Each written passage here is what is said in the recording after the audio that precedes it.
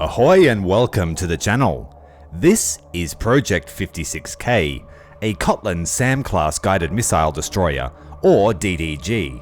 It's a modernized version of the versatile Soviet Kotlin class destroyer. Of the 32 Kotlins planned, 4 were completed as the Kildin class, 11 ships were converted to an anti-submarine Kotlin mod, and a further 9 units were modified to the Kotlin SAM class by removing the aft gun and torpedo mount and replacing it with a SAM system. If you would like to know more about the history of the class itself, make sure to watch that video after this. Bravy is the third iteration of the Project 56 in War Thunder, but has the honour of being the first guided missile destroyer added to the game. Today's video we will learn a little bit about the system and then take her into battle. In the 1960s, the Soviet Navy began experimenting with plans for the S-125 Neva, which was a Soviet surface-to-air missile system designed to complement the S-25 and the S-75. It had a shorter effective range and a lower engagement altitude than either of its predecessors, and it was much slower. However, its two-stage design made it more effective against maneuverable targets. Work on a naval version started in 1956, designated M1 Volna. The basic missile was a V-600 with a range of 15 kilometers and an altitude of 10 kilometers. Fire control and guidance was carried out by the 4R-90 Yatagan radar with 5 parabolic antennas on a common head. The missiles were loaded on a dual-arm ZIF-101 launcher with an underdeck magazine storage for 16 more missiles. It was able to engage lower flying targets than previous systems, and being more modern, it was much more resistant to ECM than the S-75. The V-600 missiles can reach around Mach 3.5 in flight, with both stages powered by solid fuel rocket motors. Only one target could be engaged at a time. In the case of emergency, Volna could also be used against naval targets due to its short response time. In 1967, Volna systems were upgraded to the Volna M, with the V-601 missiles, which had an upgraded warhead. Project 56K Bravy has the same hull design as the other Project 56 in War Thunder, though she has an increased displacement, sits lower in the water, is less agile and has a lower top speed than her sisters. She loses the rear 130mm turret and one 45mm turret to accommodate the missile launcher and its magazine. She only has one torpedo launcher compared to the Spokojny, but carries 5 amazing Soviet 53-65 torpedoes, which are also found on the German V990. These torpedoes have a top speed of 126 km an hour and give the vessel a lot of punch against cruisers. She also carries 2 RBU 2500s like the Kotlin mod Blagorodny, which gives her a very powerful ambush strike from close range. The missiles themselves are very powerful, firing in a 2-missile salvo before having to be reloaded, which takes up to a minute. As expected, these missiles are brutally effective against aircraft, with every target vulnerable to instant annihilation. They are also very powerful against destroyers and somewhat effective against light cruisers. As the missile has 70mm of pen, it can fuse inside the hull, detonating magazines. While they're less powerful than the RIM-24 in burst mass, the penetration allows for some very satisfying kills against exposed destroyer magazines.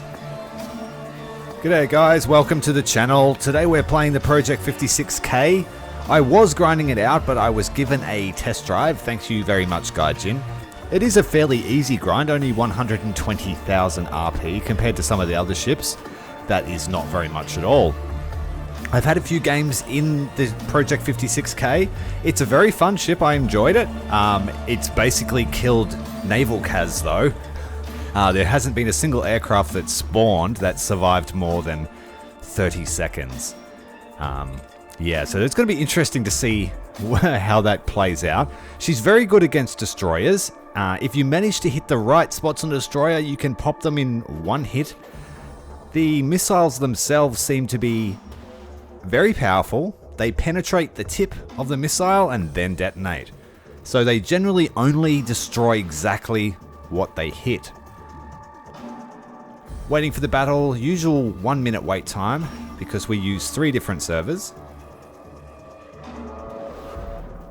She's a lot slower than the standard Project 56, nearly I think 8 kilometers an hour slower.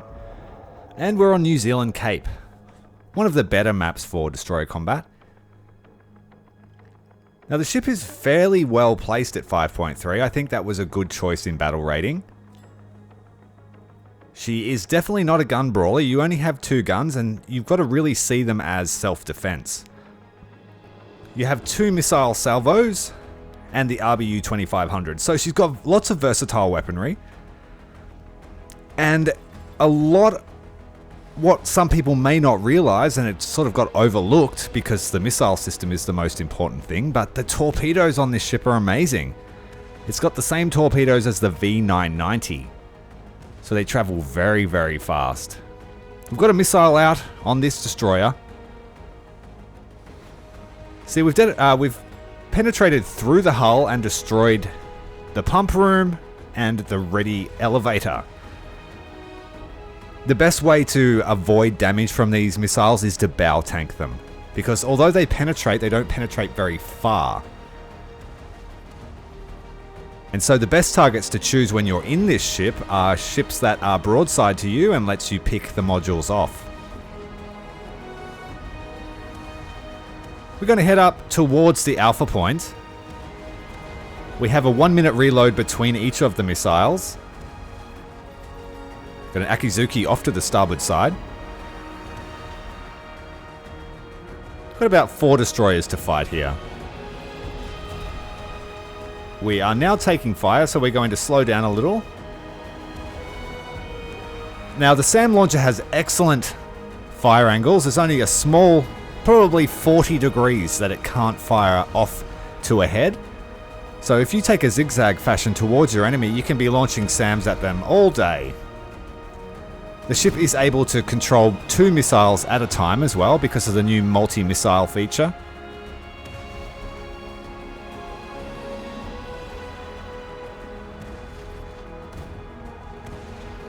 Got 2 nice hits there. I was trying to get into the lower ammo rack of that British destroyer. I think that's probably HMS Mohawk, is it? Can't really tell because a lot of ships are using different camos now. And that does make them somewhat difficult to identify. We've got a Cold War rangefinder, so his smoke is not going to help him.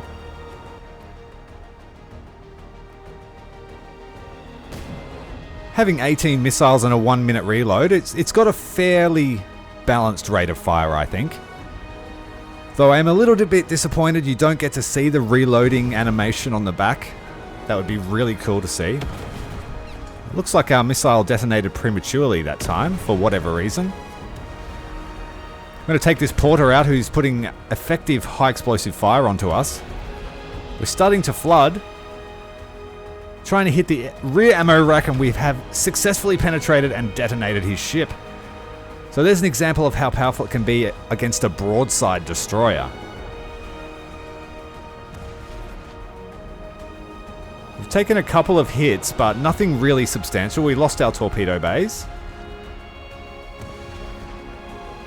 There are a couple of ships way off in the distance towards the Charlie point. What have we got over here? Frank Knox. We're going to launch a torpedo. 126 km/h torpedo. That should only take about 3 minutes to get out there. 3 or 4 minutes. And so, despite what people were thinking, this ship does have options against the cruisers that it will fight at 5.3. And the torpedo is that weapon. Very potent torpedo. If the cruiser doesn't see it and you've got a good angle, they have very little hope of trying to dodge it. It has a 300 kilo warhead, which isn't huge, but it's big enough to get through or at least destroy torpedo bulges so that a follow-up torpedo can destroy them. And like I mentioned before, you also have the RBU 2500, which is not as good as the RBU 6000 because it's got a shorter range, but it has a faster rate of fire. So ships within 2 kilometers, you can launch a huge barrage of depth charges at them.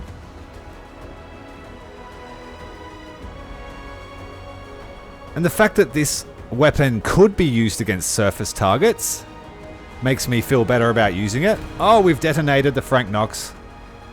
In the few games that I've played, I've actually had exceeding amount of good luck detonating Frank Knoxes, so perhaps this anti-ship missile is the answer to those ships which are arguably way more survivable than the Moffat or the Porter class.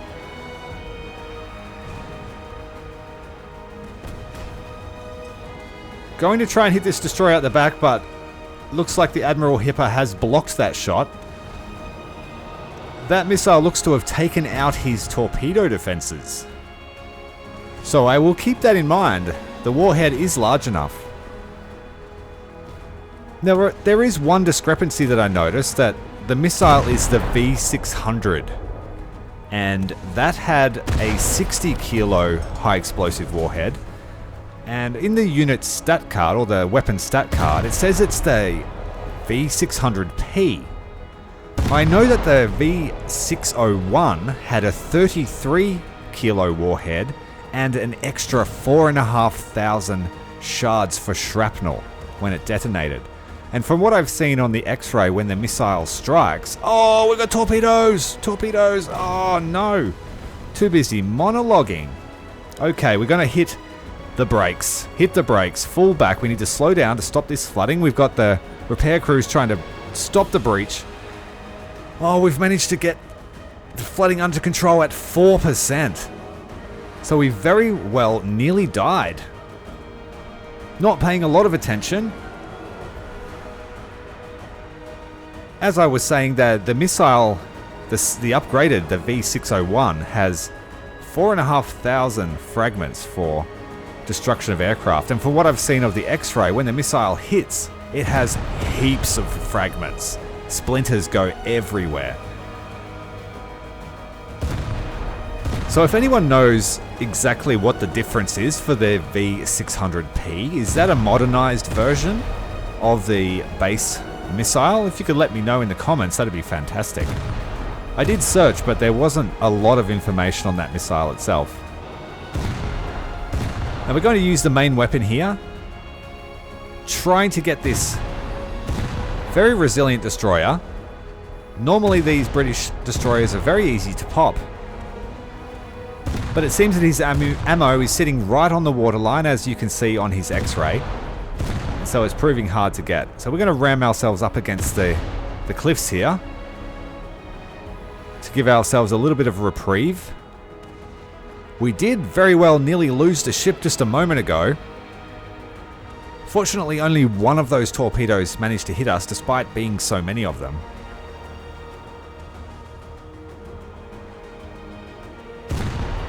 Got to try and take out this fellow now. The Mohawk is down. Unfortunately, it wasn't us that finished him off. It was the Polar. Alright, we're going to make a dash for the Alpha Point now. Looks to be a gearing class. We'll get our missile out on him. Trying to aim for that front ammo rack that we had luck with before. Completely annihilating the front crew compartments of that ship. We'll send our other missile out at the respawn here. Looks like another Mohawk. Our backup. He's turning bow in. Try and get it nice and low. Not quite. If you see from the X-ray just then, there was a lot of shards. A big bloom of fragments. Get the main weapon onto this gearing.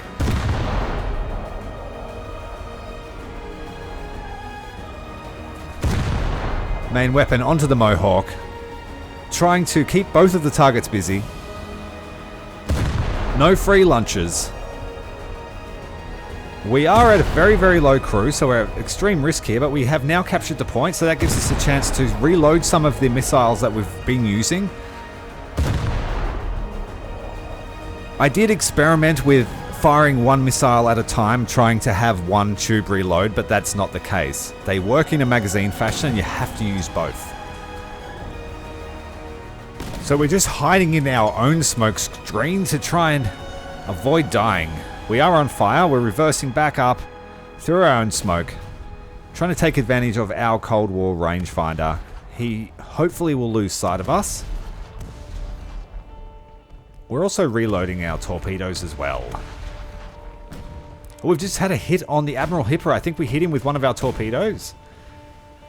Got through to the boiler room. Didn't do a lot of crew damage, but Just goes to show, those torpedoes, you can get them to cruisers pretty quickly. It's only been a few minutes, maybe 4 or 5. It seems that the Mohawk has lost sight of us.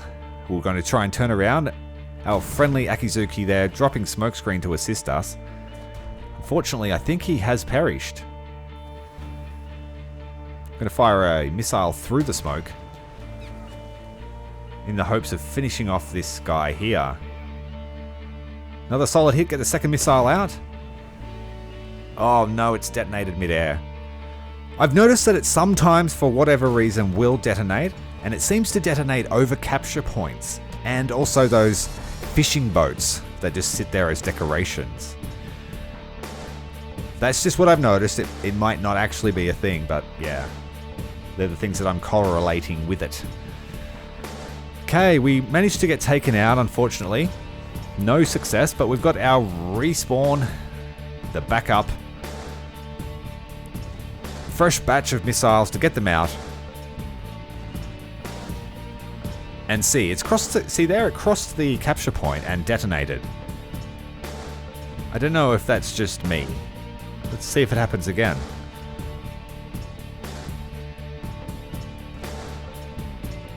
That one hit the water. That's my fault, probably. Oh well, no dice. Switching to guns.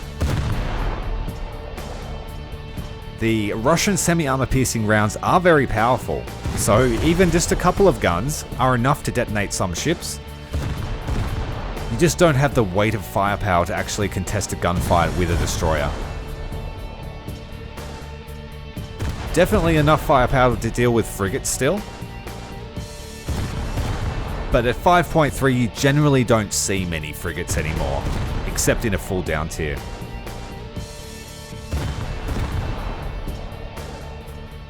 Couple of decent hits, not much damage. Any moment now we should get through, and we've just hit the boiler room, finishing off the rest of his crew. Mr. Lucky has lost 2 of his Mohawks now, so we won't see him back in that ship.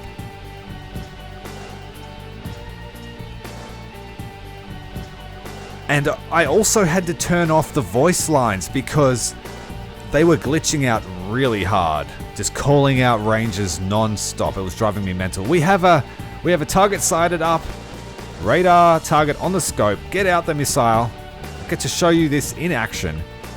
Point and click. Beautiful trail. He's trying to dodge us, but this missile has very good maneuverability against props. I really want to test it against jets. I want to see how well it performs against something like a Super Sabre or a Crusader.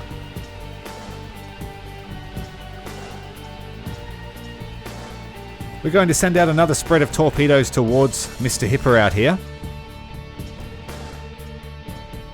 He is firing his 8-inch guns at us. That is not a good thing.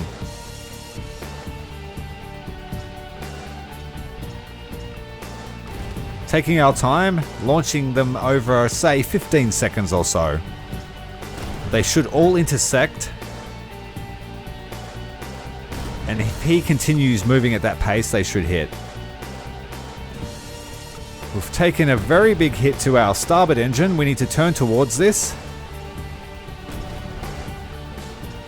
You're going to see a lot of Admiral Hippers at 5.3. You're going to see at least 4 cruisers every match.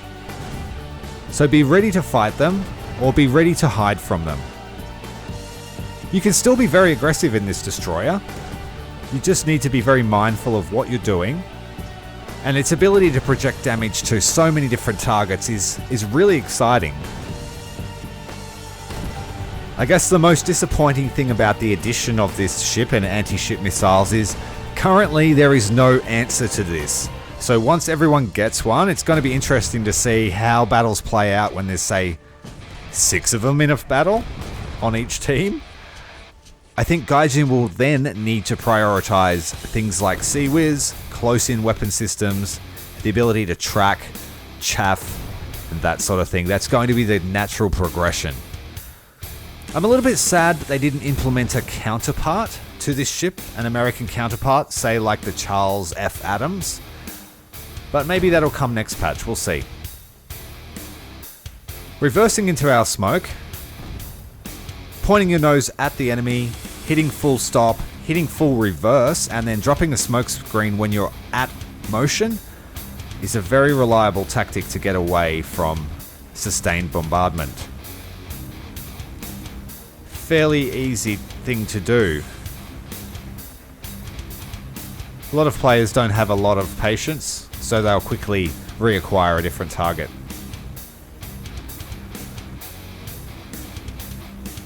Not super effective battle, but this is exactly how this sort of fight will play out in the Braviy.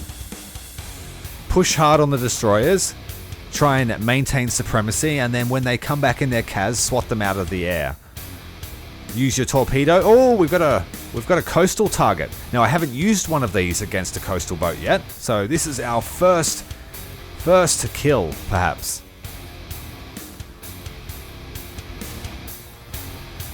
And that's just absolutely swatted him out of the water. So, yeah, that's going to be interesting. The coastal play is going to be a lot harder, and like I said, those coastal boats that have the capability to use those sort of self-defense weapon systems should be allowed to use them very soon. Unfortunately, the majority of them are Soviet. So, I mean, at least it's not... At least we have mixed battles still. Another air target up. Let's get the missile out on this fellow.